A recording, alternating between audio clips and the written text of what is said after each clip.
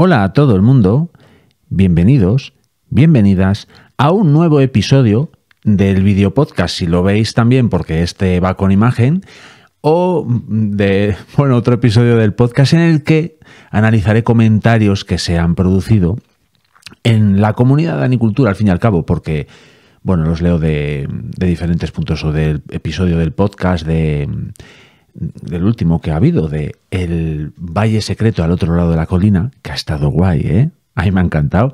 O de vídeos del canal del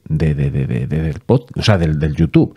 Pero antes de empezar, de manera habitual, ya sabéis, con esa sintonía y tal, compartid comentad y compartid el contenido de Danicultura en todas vuestras redes sociales, si es que os gusta, porque a mí me vais a ayudar. Y por supuesto, darle al like, suscribiros allá donde podáis. Y nada, después de este pequeño momento de spam, empezamos. A ustedes los médicos se les reconoce una formación humanística muy por encima de lo de los demás científicos. Me cago en todos tus muertos, Tirso. Me cago en todos tus muertos uno a uno. La tabarra que me estás dando, Virgen Santísima. Pero yo, ¿qué te he hecho a ti? Vamos a ver, ¿qué te he hecho yo a ti? Pues lo dicho, hola a todo el mundo y bienvenidas y bienvenidos a un nuevo episodio de el video podcast, en el que ya, como os acabo de comentar, repasamos un poco qué ha pasado en la comunidad de Anicultura, en los comentarios, qué me ha ido pasando a mí. Nos ponemos un poco al día.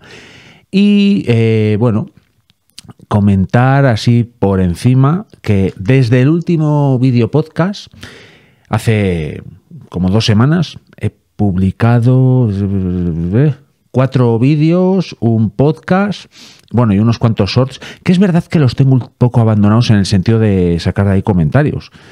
Pero vamos a ir viéndolo, porque me he hecho una pequeña chuleta, porque los videopodcasts cada vez no es que los estoy complejizando más, pero sí que me los quiero preparar un poco, porque normalmente es verdad que es el contenido, junto con los vídeos, más espontáneo. Esto le doy a grabar y lo que surja, ¿no? Y tengo que mentalizarme con que esto ya lo empiezo a publicar en lo que es el podcast, y también hay gente que lo escuchará en modo solo audio, así que tengo que hacer menos referencias, si es que hago alguna, a cosas visuales. Así que, sin más y sin menos, vamos a empezar a indagar en los comentarios de ciertos vídeos y cierto contenido que se haya generado o que haya publicado desde el último video podcast, que esa es la idea de esto. Entonces tengo aquí, como podéis ver, y si no os lo cuento, una pequeña chuleta. Y entonces vamos a empezar con uno de los vídeos que titulé Patrones, interpretando sistemas. Ya sabéis que a mí y en la permacultura en general nos gustan mucho los patrones que nos ayudan a interpretar lo que pasa a nuestro alrededor. Y en ese vídeo estaba dando un paseo por el monte. El monte, no penséis que estaba, en la selva amazónica, para nada. Estaba como a nada. A pocos minutos de casa, a unos 25 minutos, una cosa así, un paseo tranquilo. Aquí al lado de mi casa, pues tengo la posibilidad de acceder a un pinar, de manera rápida y bastante, que no gasto mucho tiempo en ir hasta allí, en definitiva. ¿Y qué me encontré allí? Pues algo que me encontré también hace unos ya meses, porque estamos a mediados de febrero, pues a primeros de año, en mi expedición a los Oscos. Ahí tenéis un contenido. De hecho, hice incluso una lista de reproducción de la expedición a los Oscos, que está entre Lugo y Asturias. una zona, increíble, ¿eh? Os la recomiendo total. Y entonces allí también encontré un patrón muy claro, que es que en un pequeño tocón de un pino cortado, pues allí había un excremento. Y eso me lo encontré aquí. Y como últimamente he hecho algún contenido acerca de, señalización animal, por decirlo así, no rastreo, porque tampoco es que estuviese rastreando nada, pero es verdad que ciertas marcas de los animales silvestres nos dan a entender que ha pasado por ahí. Y en este vídeo lo que muestro, como digo, es en un pequeño tocón también un excremento. Encima de ese excremento era pelo puro y, bueno, estaba intentando teorizar acerca de qué animalejo había dejado esos excrementos. Y estuvo muy guay el debate que se generó en los comentarios. Por eso siempre os comento y os sugiero que dejéis vuestros comentarios en el podcast, en los vídeos del YouTube, e incluso que os unáis a la comunidad de Danicultura en el Telegram, porque se generan debates muy interesantes, muy enriquecedores, y en el que pues aprendemos todas y todos. Y aquí, por ejemplo, comenta Jairo: hola Jairo, un canal increíble. Pues tenéis, bueno, la mayor parte de la gente que estéis aquí ya estáis suscritos al canal de Jairo, Entomopatía con Jairo, pero si hay alguien que todavía no, id allí y aprenderéis un montón de cosas acerca de control biológico, de insectos y de cómo alguien puede manejar una superficie de invernaderos de 50 hectáreas, cuidado con eso, a través de, en gran parte, control biológico y manejos muy respetuosos con el agroecosistema. Después de este pequeño spam también para el amigo Jairo, leemos su comentario. Es súper importante conocer los patrones y es importante su interpretación para poder jugar con ellos a nuestro favor. Qué pasada los depredadores, me flipan, son clave en los equilibrios. ¿Quién mejor que Jairo para comentar esto? Porque nos habla sobre todo, nos habla de muchas cosas en su canal, pero una de las cosas que nos muestra es cómo los depredadores, en este caso insectos depredadores, nos pueden ayudar. Y hay muchos patrones. Por ejemplo, ¿qué patrón podemos ver de depredación en una simple hoja de una tomatera? Pues quizás que haya muchos pulgones momificados, por decirlo así, y eso significa que haya habido un depredador, un parasitoide, que está alimentándose de esos pulgones.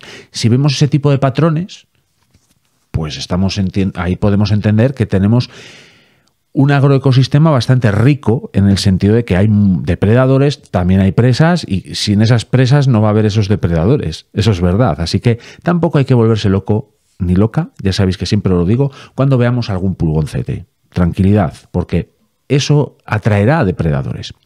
Sin pulgones no van a ir ni mariquitas, ni sírfidos, ni crisopas, ni avispillas, ni nada. Así que no hay que alarmarse. Por ejemplo, otro patrón que podemos encontrar en un huerto son excrementos de oruga, por ejemplo. Eso se ve muy bien. Entonces, claro, ahí que estamos viendo, pues si vemos excrementos de oruga, decimos, uy, aquí hay orugas, hay colillas han fumado, ¿no? Pues eso nos da a entender que tenemos ahí un animalejo que nos está comiendo hojas, por ejemplo. Así que nada, hay que estar siempre atento a los patrones que nos muestra la naturaleza.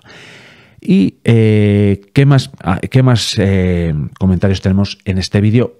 Que, como os digo, han sido muy enriquecedores. Por ejemplo, Pedro Chimeno, hola Pedro, y gracias por comentar, deja aquí un comentario, porque yo insinuaba que si podía ser de jineta o algo así. Después pensé que no, porque me di cuenta antes de publicar el vídeo, pero yo no edito los vídeos, entonces yo lo que surja lo pongo.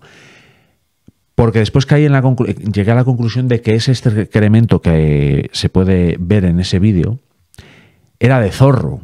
¿Por qué? Porque pocos minutos después me crucé con un zorro y dije, hombre, el zorro. Entonces comenta Pedro, en este caso yo diría que el propietario de ese rastro es nuestro colega el maese raposo, que ha tenido conejo de almuerzo. Efectivamente. Probablemente un macho, ya que a estos les suele gustar más destacarlos en el entorno que a las hembras. En este caso ha sido en un tocón, pero les vale una piedra aislada, hitos, pequeños carteles, colmenas incluso, latas o restos de basura al borde de sendas o caminos. Un saludo. Muchísimas gracias, Pedro, por este aporte, porque es fantástico, aportas muchísima información muy interesante y sin duda yo creo que ese excremento era de raposo, como la sombra de la realidad. Otro comentario, otro perfil que nos deja aquí un comentario, nos añade. Buenas tardes, Dani. Sin poder asegurarlo, diría que el excremento es de zorro. Lo suele depositar en sitios un poco elevados, una piedra, un pequeño arbusto, o sitios así. Ya te digo, nada seguro, la naturaleza no deja de sorprendernos. Efectivamente, es que es súper sorprendente la naturaleza en muchos aspectos y nos da muchos conocimientos que podemos usar de cara después a nuestro huerto, por ejemplo, en este caso, que solemos hablar aquí en el canal del YouTube sobre todo, de huerto, pues la naturaleza nos enseña mucho. Ya sabéis que también hago mucha referencia siempre a la zonificación de la permacultura, e ir al monte sería como ir a visitar nuestra zona 5. Una zona 5 es una zona que no requiere de ningún tipo de manejo, solo vamos a aprender. No hacemos nada allí, más que aprender. Y aquí hay otro comentario de Finca La Terrona y nos comenta: hola, yo en mi huerto lo tengo en el Monte Naranco, entre comillas, Oviedo, eso lo digo yo, aparecen muchos excrementos. Entran por la finca, que está pegada a un bosque, entran zorros, tejones, corzos, pero no sé diferenciar qué es cuando encuentro los excrementos por la finca. Muchas gracias por dejar este comentario que ha generado debate de varios perfiles muy interesantes. Y aquí podemos pensar en la dificultad que puede generar pues tener un huerto junto al monte. Yo lo tengo junto a una colonia de conejos. También genera muchas dificultades, como os he enseñado muchas veces en los vídeos del YouTube. Pero es cierto que, por ejemplo, en medio del monte, ostras, hay muchísimas dificultades. ¿Por qué? Porque imaginad, poneros solo en la tesitura de, qué sé yo, un corzo. Está en el monte ramoneando entre espinos, de vez en cuando se pincha el hocico, tal, porque los animales no son tontos, también se pinchan el hocico, tal, bueno. Y de repente se asoma por ahí entre dos arbustos y ¿qué ve? Un huerto con deliciosas y dulces lechugas o cosas así, o berzas ahora. Entonces, claro, ¿qué va a preferir? ¿Seguir ramoneando entre los espinos o pegar un saltito y comerse las lechugas? Pues va a ir a las lechugas, vamos, tenedlo en cuenta. Otra cosa es que se sienta, tenga un poco de miedo. Y ahí os hago referencia al episodio de la ecología del miedo y Yellowstone, que, salvando muchas las distancias, podemos, digamos, hacer un paralelismo con esto. Los animales silvestres, ese miedo que pueden tener a un depredador, como puede ser un lobo o como puede ser el ser humano, que para ellos es un depredador, pues les genera ese miedo, como digo, y hace que no sobrepastoren, por decirlo así. Eso es mucho mejor que lo haga un lobo. O sea, esa ecología del miedo, porque es una cosa natural. Entonces, bueno, hay debate, pero bueno, centrándonos en este pequeño diálogo que se generó en torno a este comentario de Finca La Terrona. Muchísimas gracias por comentar. Aquí comenta, da la réplica a Jorge del Huerto de Nietzsche, otro canal al que tenéis que suscribiros, muy interesante, por cierto. Hola, compañero, se refiere a Finca La Terrona. Además es que están en Asturias ambos. Tengo la finca cerca de Gijón y entre el jabalí y el corzo se hace imposible poner un huerto. Tuve que cerrar con malla ganadera y alambre de espino a ras de suelo para evitar la entrada. Voy a darle aquí a leer más porque hay más comentario. Aparte, puse un pastor eléctrico solar. En una noche un jabalí te puede destrozar el huerto.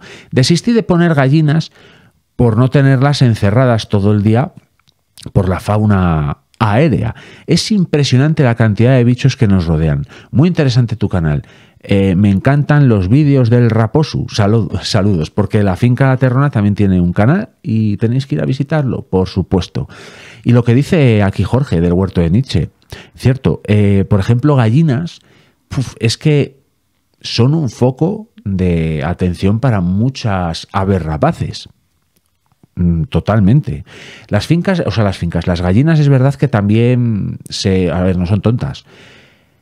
Es muy interesante poner un gallinero en torno a un árbol, porque las gallinas son animales, podríamos decir, de bosque.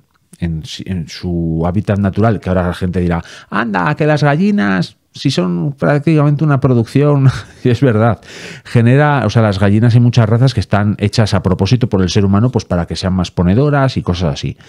Pero vienen del... Voy a consultarlo, me parece que es el Gallus o algo así. A ver, Gallus, lo estoy consultando en directo ahora mismo. Y efectivamente, aquí está. Gallus. Si lo consultáis veis que el macho de este animal, el Gallus, es un gallo. O sea, lo veis, es un gallo. Y son animales, pues eso, una especie tropical de la familia Phasianidae, nativa del sudeste asiático. Es decir, las gallinas, digamos, domésticas tienen su representación, por decirlo así, en un animal silvestre, que es un animal, como decimos, nativo del sudeste asiático, de un hábitat tropical, selvático, por decirlo así. Entonces, a lo que vamos es que las gallinas, poner un gallinero en torno a un árbol es muy buena idea, por muchos motivos. Y aquí podemos aplicar muchas cosas permaculturales. Por ejemplo, si ponemos a una gallina debajo de un árbol, por ejemplo, una morera, vamos a poder recolectar las moras, pero las moras que se caen y que acaban ensuciando bastante y poniéndolo todo perdido, si lo tenemos debajo de un gallinero o el entorno de las gallinas, pues van a picotearlo y van a mantener esa zona limpia y además ellas se van a enriquecer con ese fruto que cae al suelo. Y además se pueden refugiar en el árbol. Las gallinas se refugian, no son bobas. Entonces, bueno, es una idea que os doy ahí. Y después también en este pequeño debate, como digo, que se generó, José Antonio, miembro del canal, haceos miembros por 1,99 aquí en el YouTube y me ayudaréis a que todo esto salga mejor y más fuerte que nunca. Bueno, José Antonio comenta, la verdad es que sí, es muy complicado lo del huerto en la montaña, te lo aseguro. Yo también utilizo la malla ganadera para los bancales, pero los jabalíes son tremendos y cabezones y poco se puede hacer. Por cierto, que esos excrementos sí los conozco bien. Menudas cataplasmas las del jabalí, comenta José Antonio. Claro, es que los jabalíes, es que eso es como un tanque. Eso es un tanque. Los jabalíes son imparables. Y los corzos, en realidad, ¿cómo deciros? Bueno, corzos y jabalíes están más cerca de nosotras y nosotros de lo que podemos pensar, por muy en la ciudad que pensemos que estamos. Hombre, no os voy a decir que vayan al centro de Madrid, por ejemplo, pero aquí en León, a veces madrugo con narices, bueno, normalmente madrugo, pero hay veces que a las 7:30 salgo a dar paseos y voy a esa zona que os comento de un pinar y me encruzo con corzos, o sea, que están aquí a 10 minutos de la ciudad. Entonces, bueno, estamos bastante rodeados. Y voy a seguir buscando comentarios en otro vídeo, en algún otro vídeo, y tengo aquí las plantas se despiertan. Sí, porque efectivamente hay un vídeo que titulé Las plantas se están despertando, en el que comento precisamente eso, que las plantas se están despertando. Vaya que sí se están despertando. De hecho, he tenido que podar ya, que después haremos comentarios acerca de podas, he tenido que podar el rosal que tengo aquí en casa porque ya estaba brotando. Entonces es una época en la que, como digo, las plantas se están despertando y ya tenemos que ponernos a hacer ciertas cosas, ciertas labores de cara al huerto, porque estamos en febrero, pero esto avanza a toda velocidad, que ya estamos a mediados de febrero, amigas y amigos. Cuando hace nada estábamos celebrando las Navidades. Por cierto, voy a echar un traguito de agua y mientras os dejo con un consejo que quizás os anime a hacer alguna cosa.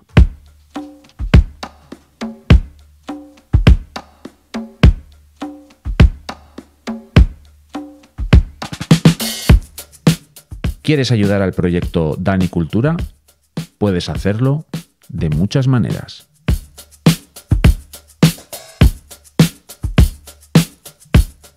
Comparte el contenido con toda tu comunidad.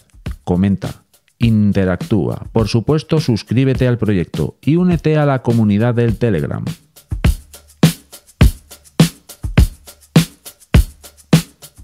¿Quieres dar un pasito más? Hazte mecenas. Puedes hacerlo comprando merchandising en latostadora.com, en la tiendina de Dani Cultura o haciéndote miembro del canal del YouTube por 1,99. Gracias por vuestro apoyo y gracias por vuestro tiempo.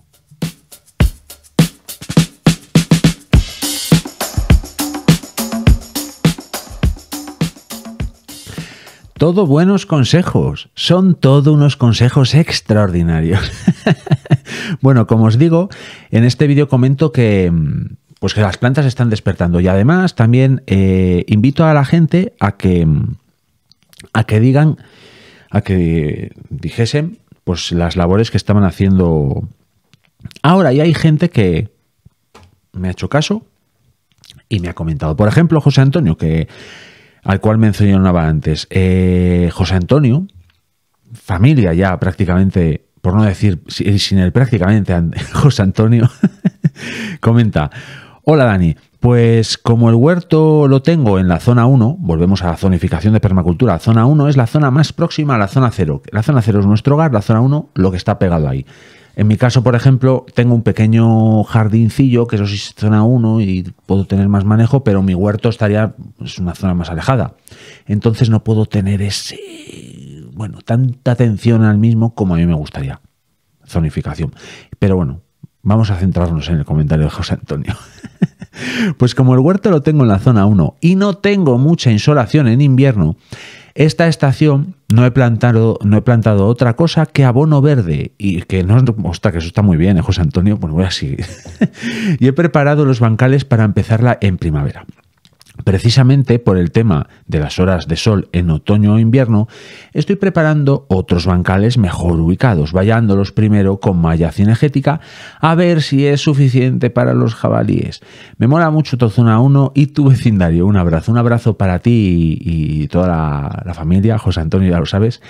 Bueno, es muy interesante esto que comentas de la insolación, porque es un factor súper limitante. De hecho, yo aquí en mi zona 1 renuncié a tener huerto porque la insolación no es suficiente, precisamente por el vecindario. Es decir, la orientación de estas casas pues no es la mejor.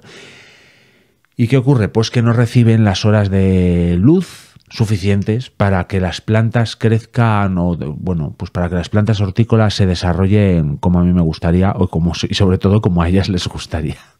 De hecho, por ejemplo, siempre que pongo tomateras y pongo en verano y judía verde se dan más o menos bien, pero se suelen hacer plantas enormes en cuanto a altura. ¿Qué pasa? Que lo que están es buscando sol y ahí emplean mucha energía que esa energía no la usan esas plantas pues para fructificar, para dar flores y para dar frutos, y entonces pues bueno, son plantas que sí que me dan algo de postproducción, por decirlo así, pero se hacen muy grandes y bueno, en fin, no se dan como tendría que ser. ¿Y qué ocurre en invierno? Que, por ejemplo, alguna vez al principio puse alguna berza, algún brócoli, pero se hacían plantas enormes y bueno, al final tenían problemas. Entonces he renunciado y por contra he puesto pues algún tipo de arbusto, por ejemplo, frambuesas, que bueno, más o menos sí se dan. Y sobre todo, fijaos que he adaptado mi zona 1 en el sentido de que si decíamos antes que la zona 5 se iba a prender, yo esta zona 1 mía de aquí de casa la tengo pues como banco de pruebas y sobre todo, no es que sea un objetivo, pero sobre todo me dedico al suelo. O sea, el suelo lo tengo de aquí, pues es alucinante. O sea, tengo un suelo, no voy a decir perfecto porque no lo creo así, pero tengo un suelo extraordinario y me centro mucho en él. Hago muchos experimentos y me gusta mucho centrarme en el suelo. En fin, muchas gracias José Antonio, por compartir lo que estás haciendo. Y, jolín, el tema de los jabalíes es que es muy complicado. Los jabalíes es complicadísimo. Y Víctor Flores Creus, comenta en este vídeo del YouTube: hola Dani, feliz primavera biológica. Efectivamente, estamos en primavera biológica, que no cronológica, por decirlo así. ¿Qué hace él? Pues nos comenta que hace semilleros, podar y trasplantar. Tienes razón, en este tiempo se aprecia ya un incremento del ritmo a nuestro alrededor. Toca cambiar de marcha. Yo de momento he puesto la segunda, yo también. Víctor, la verdad que yo también estoy empezando a hacer cocinas. Tema manzanos. Busca, si te apetece, claro, el origen de las manzanas de variedad Granny Smith. Es muy interesante. A mí es que las historias, anécdotas y curiosidades me encantan. Muchas gracias, Víctor, que por cierto no lo he mirado todavía, pero os animo a todas y todos a que lo busquéis porque seguro que es algo muy interesante, porque si nos lo dice Víctor, seguro que es muy interesante. Y por aquí comenta también esta persona que el nombre se llama Raymond. Raymond, porque el nombre del nick, por decirlo así, del YouTube es diferente. Pero Raymond nos comenta, es cierto, hace días, gracias por comentar, por cierto, Raymond, es cierto, hace días que estoy notando que las plantas están naciendo. Paseo por el campo a diario. Insisto una vez más, cuando vamos al campo, al monte, es que podemos sacar muchísimas conclusiones porque podemos ver que las plantas están despertando y si se están despertando las plantas autóctonas del monte, las hortícolas y demás, también, y frutales y demás. ¿Y quién nos comenta eso también? Pues por ejemplo Lola. Hola Lola. Y comenta, mientras no se despierten las hormigas, Dani, estaremos bien, ¿no? Que por cierto, en ese vídeo no grabé unas hormiguinas que había por aquí porque se me escaparon. Pero es que también se han despertado las hormigas. Y las abejas también están despiertas. Las abejas solitarias en nada, ya veréis cómo están funcionando a tope. Y me comenta que esta mañana, o por ese día, con mucho frío, por cierto, me dio por irme, dice Lola, me dio por irme a dar una vueltecita al bosque. Y tienes razón, en las autóctonas ya se están despertando con fuerza, etcétera, etcétera. Bueno, eso. En el monte, las autóctonas ya se están despertando. Esto ya marcha. Y por ejemplo, Fidel Sánchez nos comenta, eso, que empiecen a lombricear en el huertico. Las lombrices también se están activando, como después veremos en otro vídeo, al cual voy a hacer referencia. Sí, de hecho vamos para allá porque si no me acabo enrollando y ya sabéis que esto se alarga. De hecho ya llevamos media hora prácticamente. Uf, cómo me gusta darle a la lengua. Bueno, y comento en un vídeo que se llama Replicando Estrategias. En él hablo de una estrategia que llevé a cabo el año pasado y que voy a replicar tengo unos comederos en el jardín, aquí de la zona 1. ¿Y qué ocurre? Que pues que esos comederos, pues al final los gorriones, que es la especie fundamental que viene aquí, aunque últimamente he visto que hay un carbonero que viene, creo que es el mismo siempre, los gorriones comen ahí, ¿no? Y entonces tiran semillas abajo. ¿Qué pasa? Que eso al final genera mucho desperdicio, pero además también ellos, pues bueno, pues dejan sus cacas ahí y demás. Bien, eso por un lado. ¿Qué ocurre? Que yo eso lo recojo, los restos de ese estiércol que dejan los gorriones y de ese resto y esos restos de semillas, los recojo y los aporto en los bordes más exteriores de mi huerto. ¿Qué consigo con ello? Pues que los bordes, precisamente, en los bordes, se crezcan, germinen esas semillas. ¿Con ello qué logro? Pues que haya mucho vegetal, mucha frondosidad en esos bordes. ¿Y ahí qué tengo? Pues eso se convierte en un reservorio de insectos benéficos. Porque el año pasado me di cuenta que había muchísimos cocinélidos. ¿Qué son los cocinélidos? Mariquitas. También había pulgones, pero pulgones como muy específicos de esas plantas, porque hay muchas... Ay, se me olvidó otra vez cómo se llama. Brásicas, las de las familias de las coles. Muchas brásicas. Y ahí pues había como muchos pulgones, estaban... Así como al principio de la primavera estaba lleno de pulgones, pero eran unos pulgones que no afectaban a las plantas hortícolas. ¿Pero qué pasa? Que los depredadores naturales de esos pulgones les da igual que sea pulgón del tomate o pulgón de esas brásicas que no afectan a mi huerto. Entonces, ¿qué pasa? Que se llenó de insectos benéficos. ¿Qué logré al fin y a la postre durante la temporada pasada de la primavera-verano? No tuve ni un pulgón. Literalmente no tuve pulgones. Bueno, habría alguno, por supuesto, pero no hubo focos que me llamasen a mí la atención y vamos, no utilicé ni el tan mencionado jabón potásico como elemento para combatir las plagas de manera ecológica, ni aceite de neem, ni nada de eso, porque si no echamos nada, es mejor que echar algo por ecológico que sea. Yo soy de esa teoría, yo no aporto nada. Y esta estrategia me sirvió. Y entonces la voy a replicar este año con el añadido de que debajo de todas estas semillas este año, en ese vídeo y en un short lo mostré, la cantidad de lombrices que hay debajo de toda esa cantidad de materia orgánica es que es alucinante. Entonces, ¿qué pasa? Que además este año de llevar semillas y de generar biomasa alrededor de mi huerto, convirtiendo esa zona, por tanto, en un reservorio de fauna auxiliar que me va a redundar de manera positiva en el huerto, además también llevo lombrices. ¿Qué van a hacer? Pues enriquecer el suelo de manera brutal, porque son las verdaderas labradoras de la tierra de manera natural. Así que voy a replicar esa estrategia y ahí os lo cuento. Y comenta, por ejemplo... bueno, vamos a leer algún otro comentario antes de este otro que es muy interesante. Por ejemplo, pregunta, a ver cómo se llama esta persona.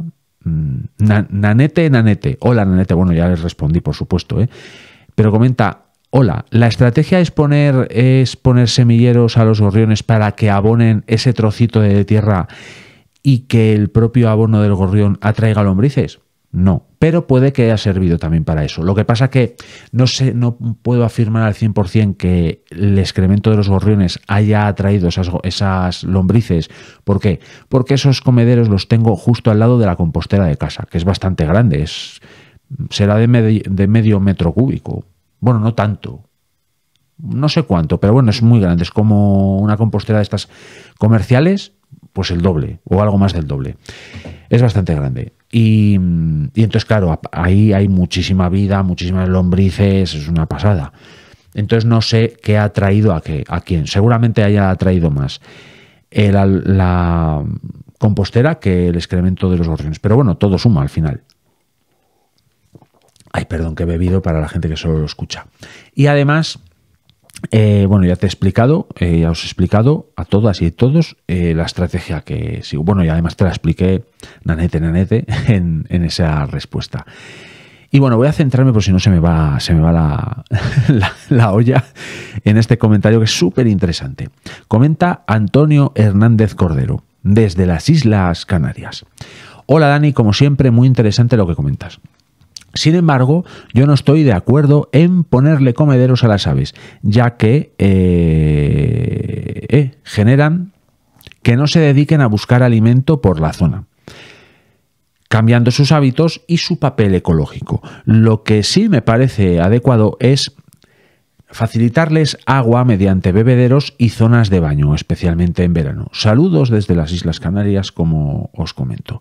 Es muy interesante porque aquí se puede... Bueno, de hecho yo ya le respondí, tuvimos ahí una charla. Entonces, claro, aquí hay varias cosas. Por un lado, lo que comenta Antonio es cierto. El hecho de variar los comportamientos naturales de las especies no está bien. A mí no me parece bien. Sin embargo, aquí estamos hablando de un entorno urbano o periurbano, para ser más específicos. Es decir, en la parte más externa de la ciudad de León, en la que, bueno, es un borde en sí mismo, esta zona de donde vivo yo, y entonces ahí se junta mucho fauna, no ya tanto silvestre, pero bueno, en cuanto a aves sí, son aves muy silvestres, con aves que dependen en gran medida, o casi en su totalidad, del ser humano, como son los gorriones. ¿Y qué ocurre? Que los gorriones, las poblaciones de los gorriones están en retroceso. Y ayudarles, sobre todo en invierno, y sobre todo aquí en zonas muy frías, porque nada tiene que ver con el clima de Canarias, por supuesto, yo no lo veo del todo mal. Yo no lo veo del todo mal precisamente por eso, porque se puede beneficiar, o sea, se puede favorecer el hecho de que las poblaciones de gorriones no decrezcan, como es el caso, que están decreciendo. De hecho, y Antonio, ojalá lo estés escuchando, porque te emplazo a que veas otros contenidos que tengo acerca de estos gorriones y de estos comederos aquí en el canal, porque no solo he atraído gorriones con ese comedero, he atraído gavilanes. Tuvimos el año pasado, este año no ha venido por aquí el gavilán, tuvimos depredación de gorriones aquí también. O sea, quiero decir, el ecosistema como que se ha activado, por decirlo así, y todo gracias a estos comederos que hasta que los han descubierto los gorriones pasó mucho tiempo, pero en cuanto los descubrieron, es cierto que yo creo, bueno, creo no, hay una colonia de gorriones viviendo en un laurel aquí en casa, un laurel enorme, pues hay una colonia de gorriones. Entonces, digamos que el comportamiento de esos gorriones ha variado, pues seguramente ha variado, pero eso les ha venido mal. A esa colonia no, a esa colonia le ha venido muy bien. Por tanto, le ha venido bien al conjunto de las aves urbanas aquí en León, pues en esta zona desde luego. Entiendo tu punto, entiendo sin duda tu punto, y es verdad que, por ejemplo, alguien que no me lo dice continuamente, que es Antonio, Chatolín en el canal, ya sabéis quién es, todas y todos, hola Antonio, comenta que siempre me lo dice, que en verano no hay que ponerles comida, hay que ponerles agua. Yo siempre les tengo agua, verano e invierno, de hecho se bañan muchísimo, más que beber. Bueno, pues en verano quizás no haya que ponerles tanto como les pongo yo, lo hago mal. Porque hay otra cosa que comento, bueno, en la respuesta que le hice a Antonio Hernández Cordero, añadía eso. Y entonces él me responde, un comentario muy interesante. Entiendo tu punto de vista, Dani, pero no es lo mismo alimentar a las aves de forma esporádica que regularmente, ya que de esta última forma, de manera regular, cambia su comportamiento que termina girando en torno al comedero. Y tengo que decirte que sí, estos gorriones viven en torno a este comedero. Sin considerarme un experto en aves, además de tener formación universitaria en medio ambiente, he realizado estudios técnicos sobre algunas aves y he colaborado como voluntario con la Sociedad Española de Ornitología, además de ser socio. Por cierto, os emplazo a que os suscribáis al canal de la SEO BirdLife, la Sociedad Española de Ornitología, y visitéis su página web porque es muy interesante. Tiene, bueno, una guía de aves muy completa, incluso un identificador de aves. Bueno, está muy guay. Es que las aves me apasionan, dice Antonio. Gracias por tener una mente tan abierta y ser receptivo ante los comentarios más o menos críticos. Saludos desde las Islas Canarias. Hombre, Antonio, ¿cómo no voy a ser permeable a todos estos comentarios cuando yo soy el máximo beneficiario de ese feedback, por decirlo así, y yo aprendo muchísimo con los comentarios, en definitiva. Y este tipo de comentarios, este tipo de apreciaciones, bueno, me parecen genial. Y de hecho, como le comento en esta otra respuesta que le doy yo a Antonio, el mayor crítico conmigo mismo soy yo, porque yo siempre parto de la base de que no es que me pueda equivocar, sino que de manera bastante habitual me confundo. Yo soy no sé cómo decirlo, un gran exponente del ensayo y el error, del método científico, porque me equivoco muchas veces.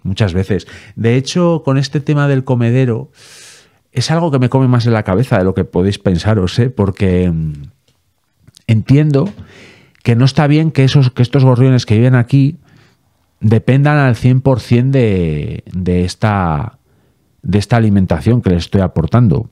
Pues porque no está bien. No está bien que estén todo el rato pendientes de esa fuente de alimentos. Tienen que buscarse otra fuente de alimentos, es verdad. Entonces, quizás en verano, pero es que no lo sé, porque es que tengo ahí dudas. De hecho, a ver si en comentarios me podéis, entre todas y todos, dar vuestro punto de vista, y si hay alguien que es experto en estas cosas, como por ejemplo puede ser Antonio, puede, pues eso, darme su opinión o su punto de vista. ¿Por qué? ¿Por qué pienso esto? Porque en verano, primavera, verano es cuando están criando. Y esta colonia llega a hacer 3 y creo que incluso 4 nidadas. Es que a mí me ha parecido que el año pasado han hecho 4 nidadas. Entonces, claro, esto del comedero es una cosa muy beneficiosa para la población de gorriones de este barrio. Os lo aseguro. Es que es increíble. Los gorriones están muy aromosos con respecto a otros gorriones que veo por ahí. Entonces, ¿qué pasa? Que si pienso, que si no les elimino al 100%, pero si les bajo la alimentación en periodo de cría, ostras, es que me da como miedo reducirles esa alimentación y que no tengan tanto, no sé, que no críen bien, por decirlo así. Tengo esa lucha interna. ¿Qué hacer? Es que no sé muy bien cómo desarrollar esto, la verdad. Pero de entrada les voy a seguir dando de comer. Porque es verdad que me parece que las poblaciones de gorrión, como están en franco retroceso, se han perdido. No sé si en el capítulo aquel que hice del podcast de los gorriones y lo que ocurrió en China con ellos, que nada tiene que ver con lo que ocurre aquí, pero me parece que di el dato de, no sé si era un 20 y pico % de reducción de población de gorriones en los últimos 10 años o algo así. Creo que en la página de la SEO BirdLife hay algo al respecto. Voy a echar un traguito de agua porque al final me ahogo. Bueno, no sé. La cuestión es esa, que el comedero es un foco de atención bastante interesante y bastante importante de gorriones aquí en la zona. Y tiene pros y contras, podríamos decirlo así. Tiene pros y contras. Otra cosa diferente, y siguiendo con este comentario que me ha resultado fascinante, porque me ha dado mucho que pensar, y por supuesto que soy permeable a los comentarios, ostras, ¿verdad que sí? Otra cosa diferente es que, por ejemplo, yo viviese en un pueblo, que tarde o temprano acabaré haciéndolo, por cierto, y me ponga a dar de comer a las aves, como dice Antonio, con un comedero permanente. Quizás en esos entornos un aporte nutricional a las aves, pues de manera, pues eso, puntual, no esté bien, pero es verdad que quizás un comedero en el que las aves estén constantemente acudiendo y al final dependiendo de ese comedero, pues quizás no sea lo mejor, porque ahí es verdad que cambiamos, digamos que variamos el comportamiento de los animales de un ecosistema natural, y eso sí que no me parecería buena idea. Pero poniendo igual alguna fuente de alimentación, diferentes zonas, bueno, puede que no sea, uy, perdón, que le di un golpe al micrófono, puede que no esté mal. Bueno, es una cosa interesante a analizar. Y bueno, voy a avanzar porque llevamos 42 minutazos ya y quiero tocar más temas que son relevantes. Por ejemplo, quiero tocar lo de la poda, que es un vídeo que creo que se ha subido ayer cuando estoy grabando hoy, que es cuando estoy grabando esto, que es el viernes. Lo voy a publicar el sábado y el vídeo lo subí el jueves, me parece. Pero bueno, en cualquier caso es muy interesante porque hablo de poda de frutales. Y esto me recuerda un poco a cuando hice ese tutorial de elaboración de pan. Porque os lo cuenta alguien que no es un experto al respecto, eso del pan y tal, aunque bueno, le estoy dando duro últimamente al pan, por cierto. Y cada vez me saben mejor y he encontrado una manera bastante eficiente de hacerlo. Y esto de la poda, os lo cuenta alguien, o habla de esa poda, que es poda de formación, por cierto, es importante esto, la poda de formación no es una poda de un frutal adulto, es una poda de formación.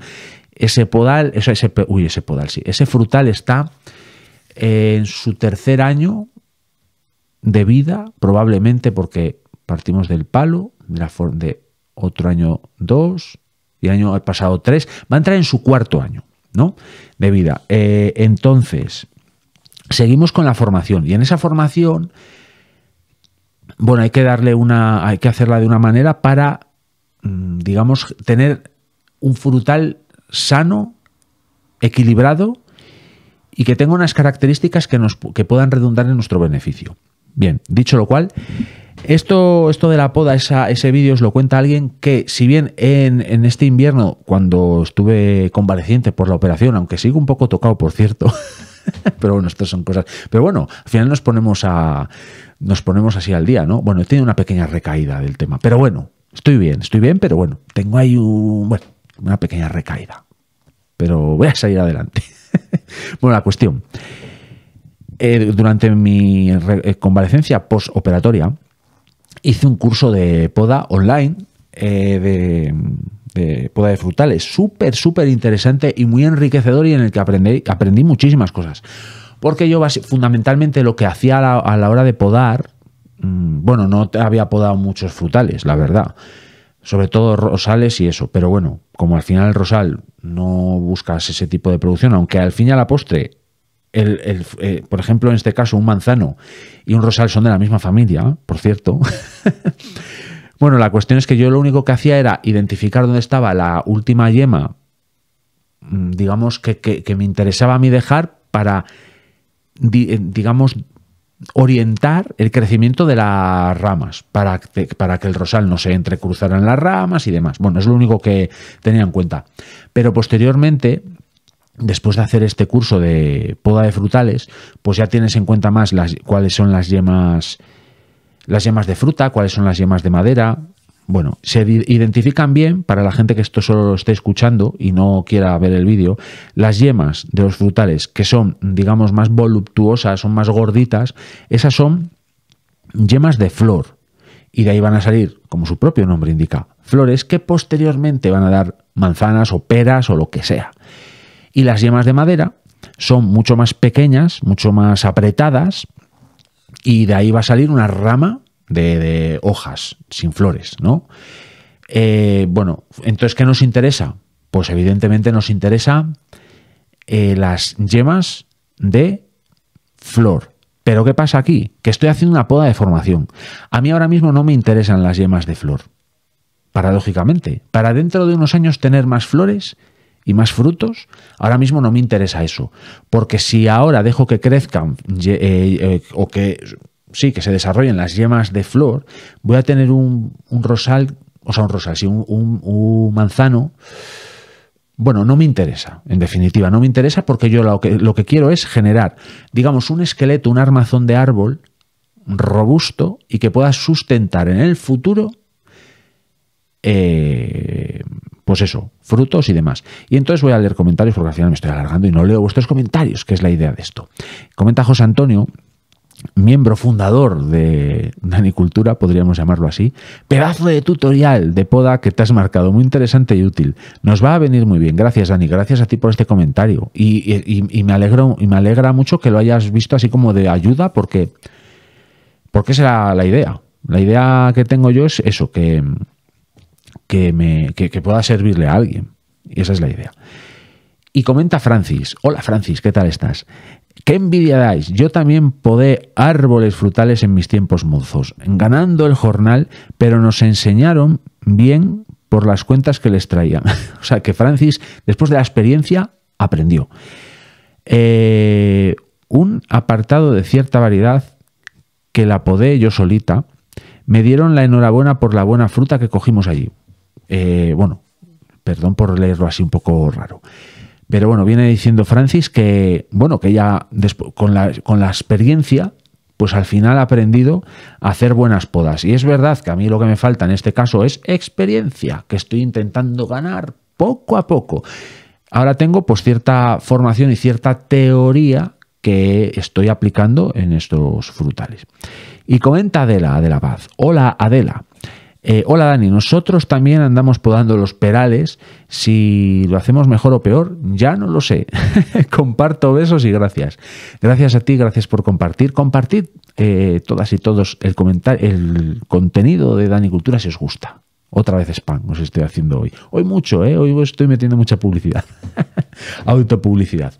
Pero os lo agradezco. Pues eso, al final es buena época, como dice Adela, está para los frutales de pepita. O sea, no de pepita, no de... Sí, de pepita, pues eso. Peras, manzanas, todo esto. Ciruelas y melocotoneros y todo eso es otra época. Me parece que es como septiembre, octubre. Muchísimo mejor para ellos. Y comenta Jorge del Huerto de Nietzsche: hola Dani. Muy bueno el vídeo.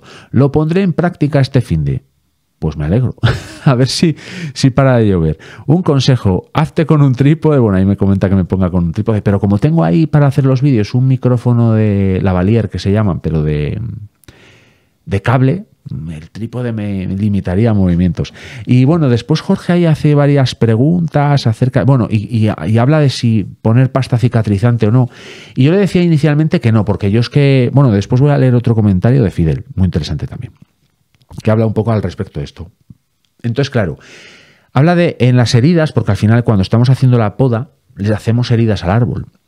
Y por ahí pueden entrar patógenos y, bueno, no es interesante.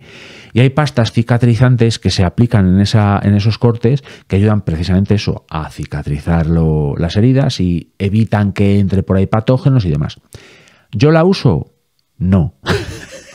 ¿Es lo correcto? Depende. Depende, ¿por qué? Porque como después en esta charla que mantuvimos ahí Jorge y yo, y además Lola también entró también a comentar, Lola nos dijo que si la herida es muy grande, pues que sí, que pasta cicatrizante mejor. Y efectivamente, claro, por eso hacía antes, remarcaba el hecho de que esta poda era de formación. ¿Por qué? Porque para la gente que no vea el vídeo, las ramas más grandes que podé ahí serán como de grosor, como mucho, como el dedo meñique de una persona. Entonces, de una persona adulta.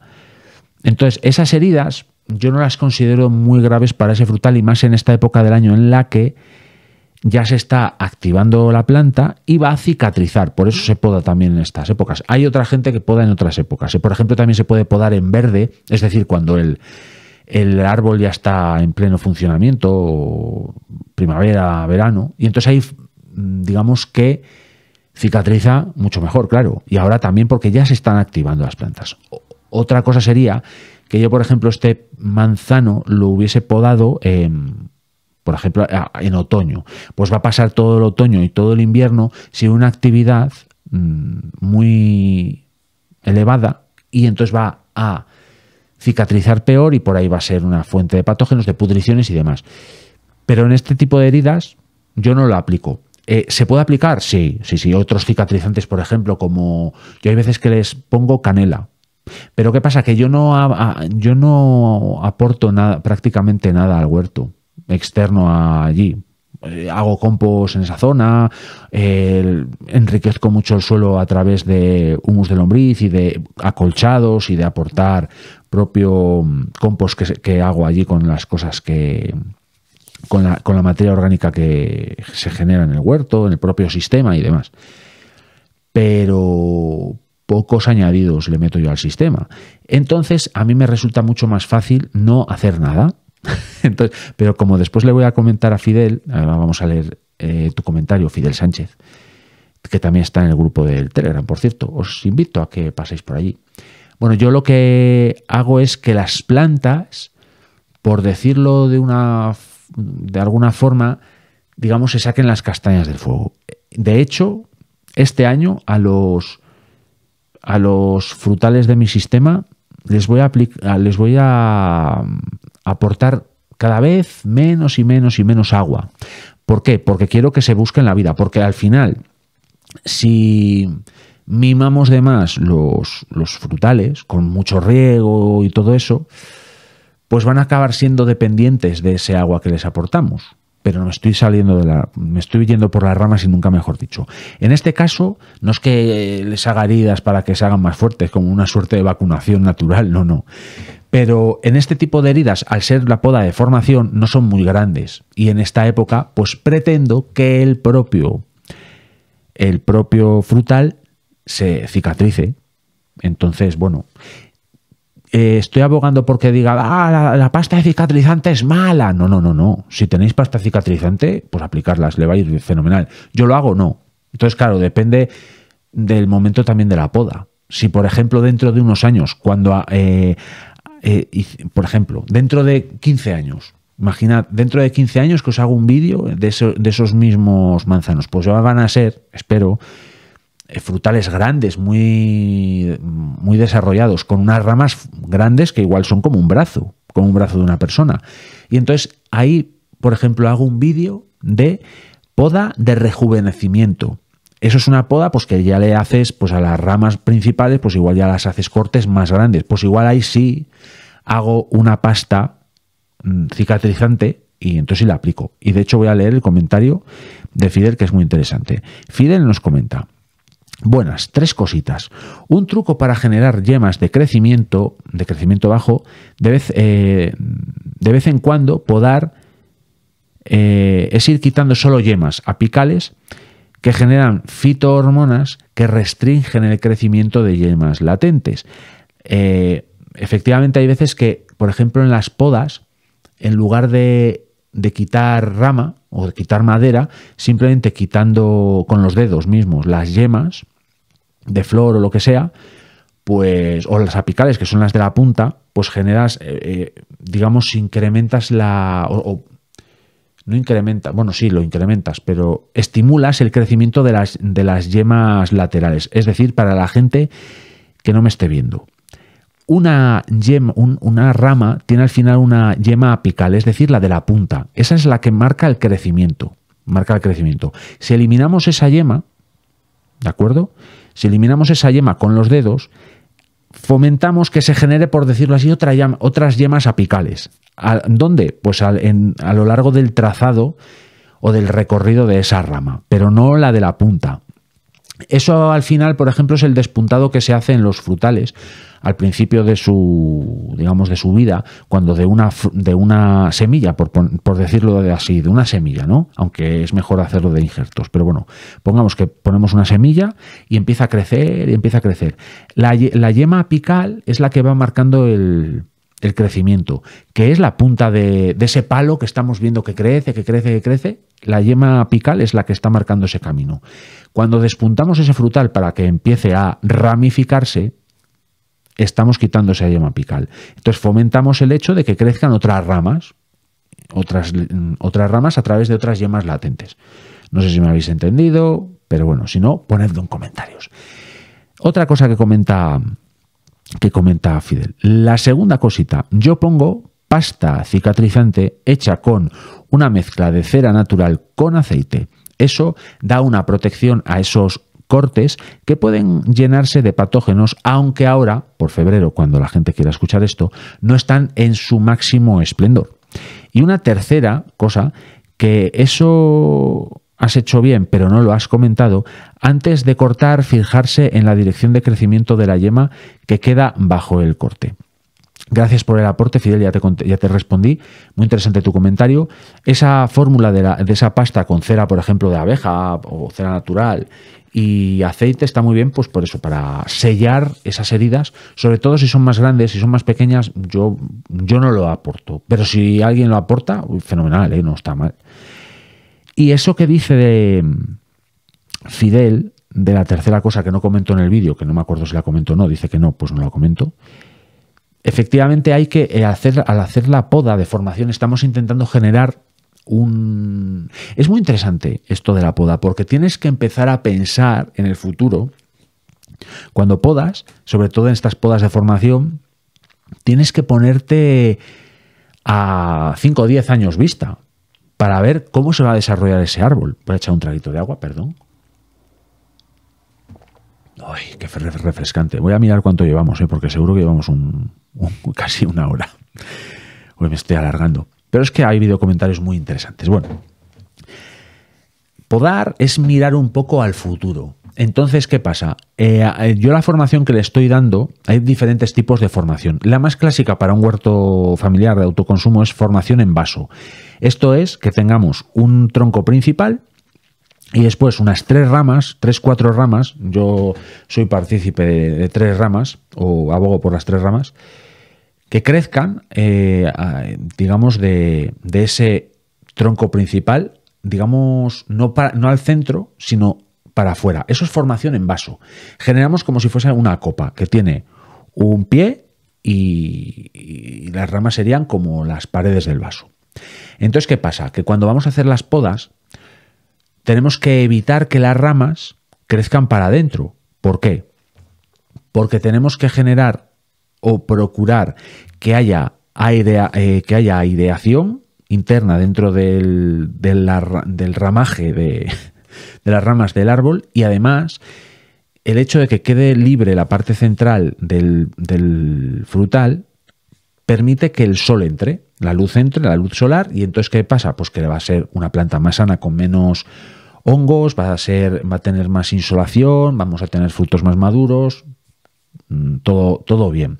Hay más formaciones, en espaldera, hay otra que como no me acuerdo cómo le llaman, pero bueno, que al final generan como un palo, un tronco principal, y de ahí como ramas todos los años, y entonces al final van como podándolo todos los años y dejan solo un palo, y bueno, es una historia, es súper interesante. Pero en la formación de vaso es interesante ver dónde están las yemas. Entonces tú, cuando vas a hacer el corte de una de las ramas, tienes que ver la siguiente yema que hay después del corte. ¿Para qué? Para que vaya creciendo para afuera, no para dentro del vaso. Sé que es un poco lío, y más si solo lo estáis escuchando, pero id a ver el vídeo y ahí os explico más o menos cómo va el rollo. Y si tenéis más dudas, ponedlo en comentarios y podemos hacer algún contenido más específico al respecto, porque realmente es muy, muy, muy interesante. Por no entrar en temas de polinización de manzanos en concreto, porque sí, es una cosa alucinante. Alucinante.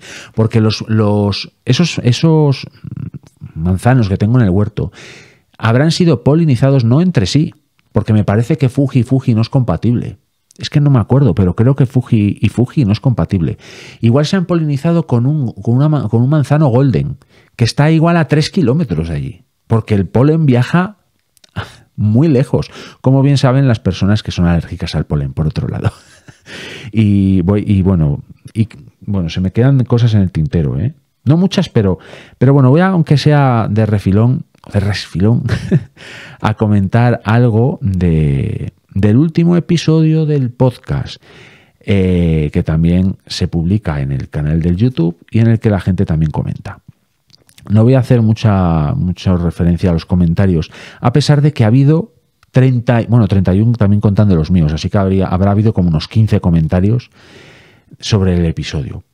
¿Cómo me gusta que os haya gustado el último episodio del podcast de Danicultura? En todas las plataformas de audio lo podéis encontrar, el que se titula El Valle Secreto al otro lado de la colina, porque es un episodio que es, podríamos decir, que de ficción, aunque estaré haciendo spoiler quizás a gente, pero bueno, no vale la pena escucharlo aunque sepáis que es ficción, porque hay cierta parte de realidad en ello, en el que doy cierta información acerca de algunas cosas y demás, pero realmente a mí me encantó escribir ese guión y me anima la acogida que ha tenido a hacer más contenido, sí, podríamos decir que de ficción. Y de hecho os tengo que decir que ya estoy escribiendo algo no parecido, pero bueno, un relato de ficción, podríamos llamarlo así, sí. Aunque no sé si llamarlo ficción, bueno, no os voy a adelantar nada. Está de manera muy latente, de hecho solo he escrito de momento el inicio de ese guión, pero bueno, me alegra mucho que os haya gustado y me anima a hacer más contenido a ese respecto, como por ejemplo me comenta José Antonio, que de hecho dice que espero que sea el primero de muchos de este estilo. Pues tengo que decirte, José Antonio, a ti y a todos y todas, las personas de la comunidad de Danicultura, que no va a ser el último contenido al respecto y de ese estilo, porque realmente me gusta mucho y me entretiene escribir ese tipo de guiones y me gusta además locutarlos y, digamos, meternos todas y todos, porque yo mientras lo locuto también me meto un poco en esa atmósfera y bueno, de hecho el guión que estoy escribiendo al respecto de, o sea, en esta línea de temáticas va a estar guay. Creo que va a estar guay, sin haberlo escrito siquiera, que sé yo, me parece que dos folios más o menos, o 2 páginas, va a estar muy interesante. Y no os voy a adelantar más y voy a ir cerrando porque esto se ha alargado hoy mogollón, ¿eh? Así que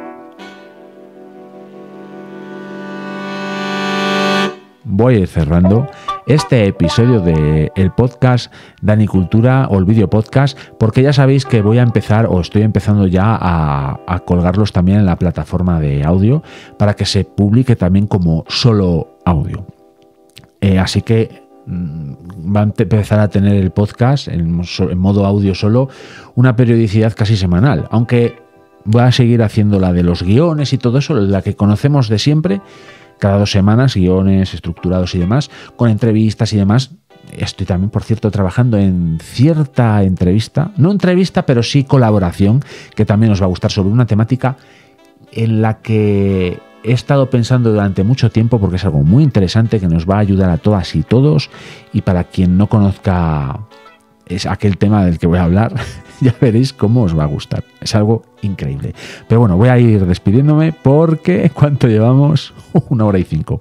Lo dicho, gracias por vuestro tiempo, comentarios, like, suscribíos, compartid y nos vemos en el siguiente episodio de Dani Cultura. ¡Chao!